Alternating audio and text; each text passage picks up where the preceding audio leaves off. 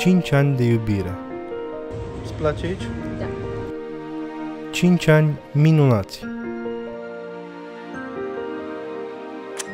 5 ani în care am călătorit, ne-am distrat, am râs și am creat amintiri minunate împreună.